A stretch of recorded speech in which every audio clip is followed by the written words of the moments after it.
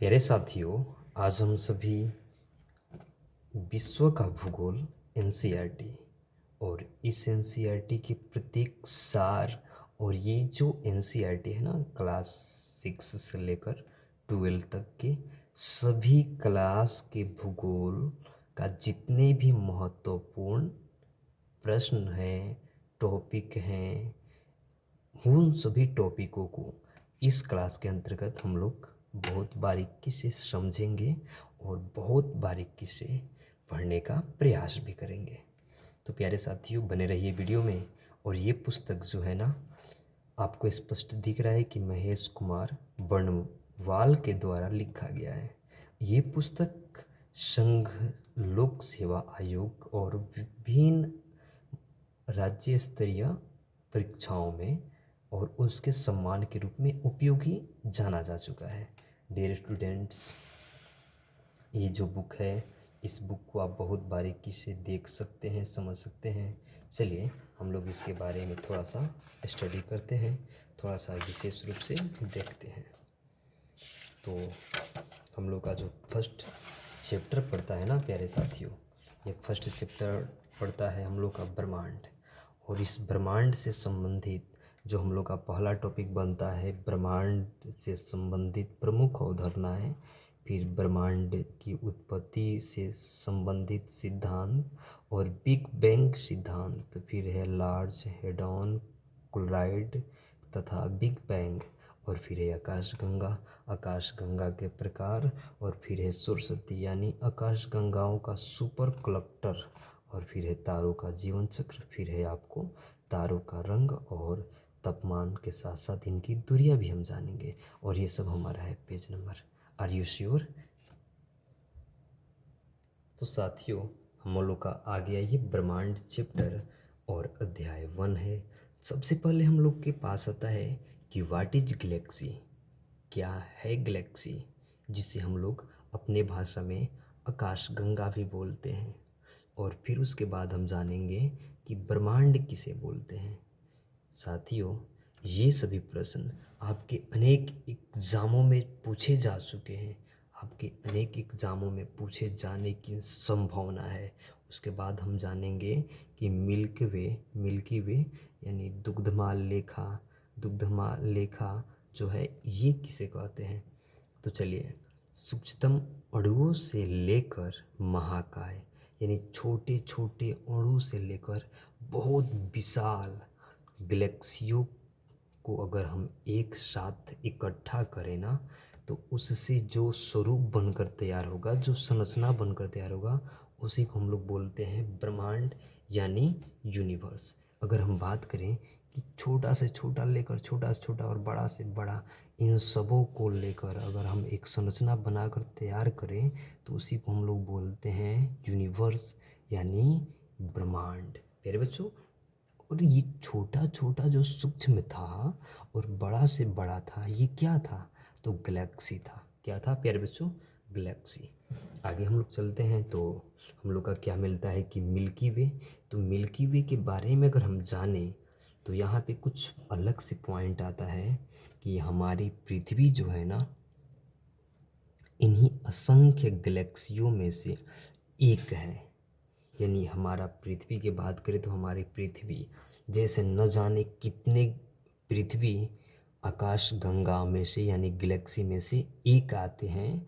और इसमें जो है दुग्धमाल लेखा, जिसे हम लोग मिल्की वे के नाम से भी जानते हैं, और ये आकाश गंगा में ही यानी गैलेक्सी में ही होता है। मतलब अगर हम बोले कि ये छोटे छोटे गैलेक्सियों से हम लोग का यूनिवर्स बना है, तो इसमें से छोटे छोटे गैलेक्सियों में से अगर एक गैलेक्सी ले लें तो इसमें न जाने कितने पृथ्वी जैसे संरचना बैठे हुए हैं।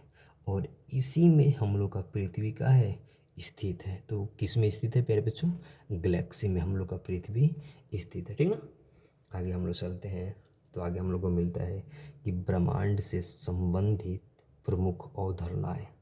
तो ब्रह्मांड से संबंधित यानी यूनिवर्स से संबंधित कुछ इम्पोर्टेंट पॉइंट्स है, इसके बारे में तो जानना अति आवश्यक है। तो चलिए हम लोग चलते हैं। सबसे पहले जानेंगे खगोल शास्त्री। तो खगोल शास्त्री क्या है? तो देखिए, जो गणित ज़्यादा पढ़ता है ना उसे हम लोग गणित शास्त्र भी बोलते हैं या गणितज्ञ भी बोलते हैं। लेकिन जो भूगोल के बारे में जानता है उसे हम लोग खगोल शास्त्री नहीं, जो पृथ्वी के बारे में जानता है, जो ब्रह्मांड के बारे में जानता है, जो यूनिवर्स के बारे में पढ़ाई करता है उसे हम लोग खगोल शास्त्री बोलते हैं, यानी जो भूगोल से संबंधित अध्ययन किया रहता है। तो ये जो खगोल शास्त्री हैं, ये खगोल शास्त्री कहाँ के हैं ये भी तो हम जानना चाहें ना। और खगोल शास्त्री हैं तो कहाँ के थे, कब थे, कितने वर्ष रहे, इन सभी पॉइंट पे हम लोगों को विशेष रूप से चर्चा करने की आदत डालनी पड़ेगी और समझना पड़ेगा। तो इनका नाम है क्वालिडियस और क्वालिडियस टालमी। और क्वालिडियस टालमी जो है ना ये मिस्र यूनान के थे, मिस्र यूनान। और इनकी मतलब उम्र जो दिया गया है और ये 140 ईस्वी तक ले है, ठीक है ना। और इन्होंने सर्वप्रथम ब्रह्मांड के नियमित अध्ययन किया और भू केंद्रित अवधारणा को ये बताएं लोगों के सामने प्रेजेंट किया, यानी प्रतिपादन किया। इस अवधारणा के अनुसार यानी इनके दिए गए मतलब सूचनाओं के अनुसार पृथ्वी ब्रह्मांड के केंद्र में है, यानी यूनिवर्स में ही है। और सूर्य और उसके जो अन्य ग्रह हैं यानी सूर्य और बाकी जो ग्रह हैं उसकी परिक्रमा करते रहता है। तो आर यू नो, इससे तो आप जानते हो ना कि तो ये तो सही ही बोले थे कि अध्ययन करने के बाद स्पष्ट बोल दें कि पृथ्वी जो है यूनिवर्स में ही है और यूनिवर्स के मेन केंद्र पर है और सूर्य और बाकी ग्रह की क्या करता है, परिक्रमा करते रहता है। एकदम सही बात है। ब्रह्मांड के संदर्भ में ये अवधारणा लंबे समय तक चलते रहा था, लंबे समय तक चला। ओके, चलिए सेकंड नंबर पे हम लोग देखते हैं। तो सेकंड नंबर हम लोग देखेंगे तो यहाँ पे हम लोग को स्पष्ट मिलेगा साथियों कि निकोलस कोपरनिकस ये पोलैंड के थे और आधुनिक खगोल शास्त्री के जनक कहे जाते हैं। आधुनिक खगोल शास्त्री के क्या कहे जाते हैं साथियों, जनक। ये जो है ना सबसे लंबे समय तक टिके रहे, ये क्वालिडियस और टालमी। क्वालिडियस टालमी जो थे ना, क्वालिडियस टालमी, और उनके बाद ये आ जा रहे हैं, ये आधुनिक खगोल के जनक कहे जाने लगे। तो ये इनका जो समय दिया गया है 1543 ईस्वी। ओके, तो चलिए हम लोग चलते हैं। इन्होंने अपनी हस्तलिखित पुस्तक यानी हाथ से खुद लिखे थे और उसमें सूर्य केंद्रित अवधारणा के अंतर्गत में इन्होंने बताया था, यानी बहुत मेहनत किए थे। अरे कहाँ थे देवता आप इतने मेहनत करने वाले, पोलैंड में थे, ससुर के नाती लोग पोलैंड में ही थे। और इन्होंने अपने हस्तलिखित पुस्तक में सूर्य केंद्रित अवधारणा को बताए थे। साथ ही इन्होंने ये भी बताया था कि ब्रह्मांड के केंद्र में पृथ्वी नहीं है, यानी ई ससुर के नाती इन ससुर के नाती के दिहल अवधारणा के गलत साबित कर दिलन। फिर कहलन अपितु सूर्य है, यानी देखिए कितना चतुराई बनैला सन, कितना चतुराई बना रहे लोग। ई बोले थे हई कि जो पृथ्वी है ना, हई यूनिवर्स है, हई अगर यूनिवर्स ले लें तो यूनिवर्स के केंद्र पर है पृथ्वी। ई बोले थे क्वालिडियस। और ई बोल रहे हैं ना कि ना वो अवधारणा गलत बाटे, यूनिवर्स हटे थे, यूनिवर्स के केंद्र पर नाभि पर निकोलस बताए थे कि नाभि पर पृथ्वी नहीं है लेकिन सूर्य बाटे। देखिए गलत हुआ कि नहीं हुआ, अपितु सूर्य है। यद्यपि ब्रह्मांड से संबंधित यानी यूनिवर्स से संबंधित उनकी अवधारणा सूर्य परिवार तक यानी सौर परिवार तक ही सीमित थी, तथापि इस अवधारणा ने ब्रह्मांड के अध्ययन की दिशा बदल दी। इस सिद्धांत के अनुसार दैनिक गति में पृथ्वी ने अपनी अक्ष पर वार्षिक गति एवं सूर्य के चारों ओर परिक्रमा यानी परिक्रमण करती है। प्यारे साथियों, सबसे पहले हम लोग एक बात जानना चाहेंगे कि इनकर दिहल आदेश के तो गलत साबित कर दिलन। अब हमने के आगे समझल जाई, आगे भी हमने के बहुत सारा पॉइंट समझे के मिली। तो इमा आगलन फिर एक विलियम हर्सेल। और विलियम हर्सेल जो थे ना ये थे ब्रिटेन के थे। इनकी जो समय है 1805 ईस्वी है। 1805 में इस असुर के नाती टेलीस्कोप से, टेलीस्कोप मतलब दूरबीन, इन्होंने दूरबीन की सहायता से अंतरिक्ष का अध्ययन करके बताया था। देखिए कैसन कैसन है लो। अभी टेलीविज़न सॉरी टेलीस्कोप यानी दूरबीन के सहायता से अब पूरा अंतरिक्ष के अध्ययन कैलन। इस ससुर के नाती के पता हो के चाहिए कि अंतरिक्ष में कुछ होला ही नहीं है। और बता दिए कोची कि सौरमंडल आकाश गंगा का एगो का है अंश है, यानी आकाश गंगा गैलेक्सी एगो गैलेक्सी का ही एगो हिस्सा है। कौन? सौरमंडल, जिसमें सूर्य है, पृथ्वी है और अनेक ग्रह शामिल है। ठीक है ना। अब उसके बाद हम लोग देखते हैं एडिसन के बारे में, एडविन के बारे में, एडविन के बारे में हम लोग देखेंगे, थोड़ा बारीकी से समझने का प्रयास भी करेंगे। तो एडविन क्या बोले थे साथियों? तो एडविन बोले थे, एडविन पावेल सॉरी विलियम से के बारे में जानेंगे, एडविन पावेल और हब्बल के बारे में जानेंगे। ई ससुर के नाती अमेरिका के हों तो हनी के स्पष्ट देखा जाए। और 1925 ईस्वी में ई साफ साफ बता दिलन कि दृश्य पक्ष में आवे वाला ब्रह्मांड यानी यूनिवर्स के व्यास लगभग 250 करोड़ प्रकाश वर्ष बाटे। और एकरा अंदर हमार यानी हमारी इसके अंदर हमारी आकाश गंगा मतलब का बोले हम लोग गैलेक्सी के भांति लाखों आकाश गंगा यानी लाखों गैलेक्सी शामिल है। इन्होंने बताया कि ब्रह्मांड यानी यूनिवर्स का विस्तार अभी तक जारी है। यानी ई सबसे ज़्यादा नॉलेज ही ससुर के नाती सबके नाम से ज़्यादा नॉलेज इनका लग रहे रे बाबू।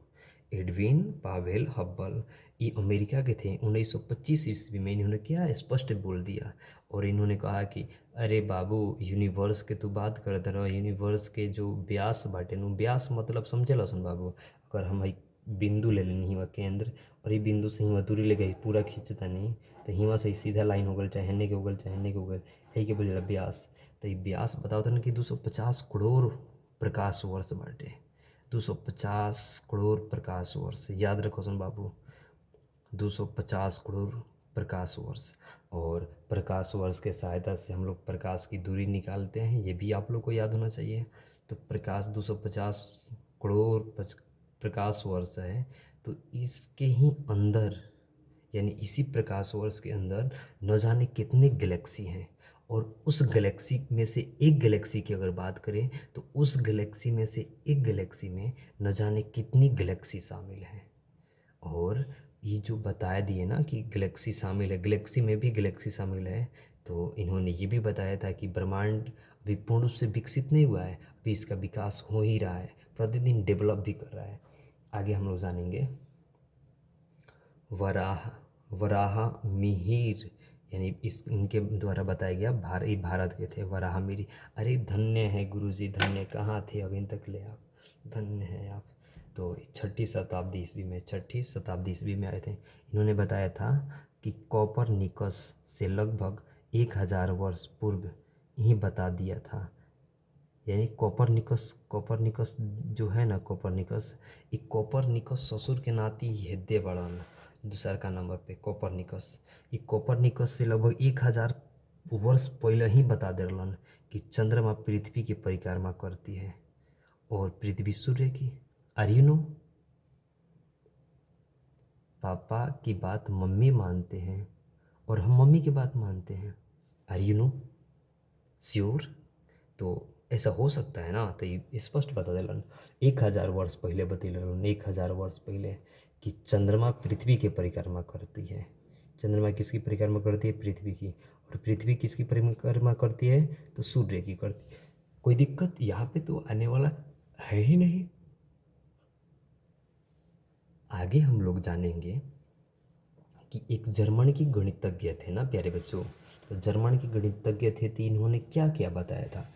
तो जर्मन के जो गणितज्ञ थे और वो खगोल शास्त्री भी थे, जोहेंस कैपलर। और इनका जो समय है 1571 से 1630 ईस्वी तक ले इन्होंने ग्रह की गति के बारे में बताया था और उससे संबंधित अनेक नियम को दिया था। एक कैपलर जो वैज्ञानिक थे ना, इन्होंने अनेक अनुसंधानों में, मतलब अनेक जगहों पर जाकर न्यूटन की गति को, यानी न्यूटन के जो सार्वत्रिक गुरुत्वाकर्षण जो नियम है ना, उस यूनिवर्सल जो ग्रेविटेशनल जो फार्मूला है उसका प्रतिपादन किया था। और उन्हीं के सिद्धांत पे दिए गए सिद्धांतों पर, उसी के आधार पर इन्होंने अपना अपना नियम भी बताया था। ठीक है ना। आगे हम लोग कुछ भी टॉपिक पे जानेंगे कि ब्रह्मांड में जितने भी उत्पत्ति, यानी ब्रह्मांड की जैसे उत्पत्ति हुई है तो उससे संबंधित कितने थ्योरी हैं, कितने सिद्धांत हैं और कौन कौन दिया था इसके बारे में। तो यहाँ पे स्पष्ट आप देख सकते हैं कि ब्रह्मांड की उत्पत्ति से संबंधित सिद्धांत में, अच्छा सबसे पहले हम लोग जानेंगे महाविस्फोट सिद्धांत, बिग बैंग थ्योरी। तो बिग बैंग थ्योरी को अभी हम लोग यहाँ पे रिवाइज करेंगे। तो पहले नंबर पे आएगा हम लोग का बिग बैंग थ्योरी और सेकेंड नंबर पे आएगा साम्य अवस्था, साम्य अवस्था का सिद्धांत। तो साम्य अवस्था का सिद्धांत जानेंगे, फिर उसके बाद जानेंगे दोलन सिद्धांत। ओके, तो दोलन सिद्धांत के बारे में जानेंगे। अगर कोई आपसे पूछेगा कि बिग बैंग थ्योरी को किसने दिया था, तो साथियों आपका जवाब होना चाहिए, क्या जवाब होना चाहिए कि जॉर्ज लेमेत्र। जॉर्ज लेमेत्र। साम्यावस्था का सिद्धांत किसने दिया था, तो थॉमस गोल्ड एवं हरमन बर्डी ने, थॉमस गोल्ड एवं हरमन बर्डी। ठीक है ना। और दोलन सिद्धांत को दिए थे डॉक्टर एलेन संडेज ने, एलेन संडेज ने। ओके। और बिग बैंग जो थ्योरी है, बिग बैंग जो थ्योरी, इस बिग बैंग थ्योरी में आपको क्या क्या समझने को मिलेगा डियर स्टूडेंट्स, डियर ब्रो। तो आप जानो कि ब्रह्मांड की उत्पत्ति के बारे में कुछ हम थ्योरी पे चर्चा करते हैं तो उसके संबंध में यह सार्वत्रिक मान्य सिद्धांत बन जाते हैं और इसे विस्तारित ब्रह्मांड की परिकल्पना हम करते हैं। ठीक है ना। और परिकल्पना भी करते हैं और उसी को हम लोग बोलते हैं कि विस्तारित ब्रह्मांड परिकल्पना। ओके। और फिर दे रहा है कि बेल्जियम के जो थे, बेल्जियम के, और ये जो बेल्जियम के खगोल शास्त्री थे ना, वो पादरी जॉर्ज लेमेत्र, ये जो पादरी जॉर्ज लेमेत्र हैं जिन्होंने महाविस्फोट के सिद्धांत दिया था, इन्होंने दिया था कब, तो 1927 ईस्वी में। और 1927 ईस्वी में इन्होंने बिग बैंग थ्योरी को दिया था। ठीक है ना। फिर उसके बाद आ जाते कौन है, रॉबर्ट वेगनर। वेगनर जो रॉबर्ट वेगनर थे, इस सिद्धांत को विस्तृत रूप से बताया था, विस्तृत। अच्छा बोल दिए ये, ठीक है ना। एग्जाम्पल के लिए, जो कोई औरत होती है, बच्चे को जन्म देती है, तो जन्म देने वाला ये थे, पालने वाला ये थे। तो उसके बारे में खूब विस्तार से इन्होंने बताया था। कौन, रॉबर्ट वेगनर। ठीक है ना। और फिर जॉर्ज लेमेत्र के अनुसार होता कुछ है कि ब्रह्मांड लगभग 15 अरब वर्ष पूर्व में एक विशालकाय अग्निपिंड था। ससुर के नाती जॉर्ज लेमेत्र जो थे ना, ये बोले कुछ थे कि अगर हम 15 अरब वर्ष पहले जाएं, 15 वर्ष अरब पहले, तो 15 वर्ष अरब पहले ये जो पृथ्वी बानू एगो विशाल अग्निपिंड के जैसन रहे, विशाल आगी के जैसन खद के साफ धधकता था। और इस जिसका निर्माण भारी पदार्थों से हुआ था, यानी ये पृथ्वी के निर्माण भारी पदार्थ से हुआ था। ठीक है ना। चलिए, फिर हुआ क्या कि इसमें अचानक इसमें अचानक जो क्या बोलते हैं, कॉमिक एक्सप्लोसन जो था, ब्रह्मांडीय विस्फोट था। और ब्रह्मांडीय विस्फोट बोलिए या बोलिए आप लोग कि बिग बैंग, और इसी के कारण पदार्थ जो थे ये अलग अलग बिखरने लगे, अलग अलग टूटने लगे, और जिससे काले और उच्च घनत्व वाले पदार्थ का निर्माण होने लगा, जिसको हम लोग बोलते थे डार्क मैटर। डार्क देखिए ना, यहाँ पे दिया होगा डार्क मैटर्स। ठीक है ना। इसका निर्माण होने लगा और इसी के समूहन में अनेक जो यूनिवर्स में पिंड थे उसका सृजन होने लगा, यानी उत्पन्न होने लगे, ये छोटे छोटे टुकड़े में जन्म लेने लगे। ठीक है ना। उसके बाद हम लोग का बात आता है कुछ कि उसके चारों ओर सामान्य पदार्थों का जमाव हुआ, यानी फिर उसके चारों ओर छोटे छोटे छोटे छोटे पदार्थों का क्या होने लगा, जमाव होने लगा, जिससे उसके आकार में भी वृद्धि हुई। और इसी की वजह से इसके आकार में भी क्या होता है, वृद्धि होता है। इस प्रकार आकाशगंगा का भी क्या होता है, यानी जो गैलेक्सी है उस गैलेक्सी का भी क्या होता है, निर्माण होता है। ठीक है ना। फिर उसके बाद हम लोग चर्चा करते हैं कि इसमें अनेकानेक यानी विस्फोट होते गया, विस्फोट पे विस्फोट होते गया था, जिससे उत्पन्न पदार्थों का समूहन से संख्य पिंडों का निर्माण हुआ था, यानी अलग अलग पिंड का निर्माण हुआ था। और इसी पिंड को हम लोग क्या बोलने लगे साथियों, तारे बोलने लगे, क्योंकि इन लोगों के पास अपना खुद का प्रकाश होता था। ठीक है ना। अब आपको समझ में ये आ जाना चाहिए था कि इसी प्रक्रिया से लगभग न जाने कितने बार पुनरावृत्ति होते गया, समय में परिवर्तन होते गया और ग्रह उपग्रह का भी निर्माण होने लगा। और इसी कारण बिग बैंग परिघटना में ब्रह्मांड यानी यूनिवर्स की उत्पत्ति हुई है। ठीक है ना। और तभी से ब्रह्मांड में निरंतर विस्तार भी जारी होते गया है। और इसमें एक ऐसा साक्ष्य मिलता है कि ये कभी रुका नहीं है। इसके जो गैलेक्सी हैं ये निरंतर विस्तार करते रहते हैं, ये हमेशा अचानक ही नहीं, लगातार इसमें बढ़ते ही रहते हैं, ये लगातार वृद्धि करते रहता है। ओके, तो